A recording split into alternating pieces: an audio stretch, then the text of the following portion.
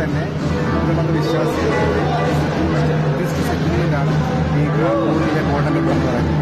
അപ്പോൾ ഇതിനകത്ത് ബുദ്ധന്റെ 3 പ്രതിമകളാണ് ഇതിനകത്ത് പറയുന്നത്, രൂപങ്ങൾ എന്ന് പറയുന്നത്. അതിന് താഴെ 2-3 ഫോട്ടോ വെച്ചിട്ടുണ്ട്.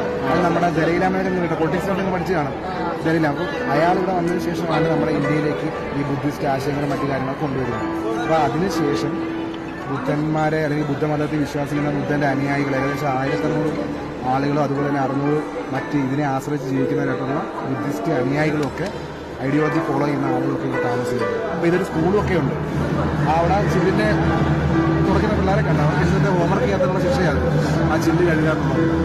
അവിടെ വിളക്ക് മൊത്തം കിടക്കുമ്പോൾ അതിന് വിളക്ക് ശിക്ഷകളാണ്. ഇതൊരു ബുദ്ധിസ്റ്റ് സെറ്റിൽമെന്റുകൾ, അതായത് ബുദ്ധമതത്തിലെ ആളുകൾ താമസിക്കുന്ന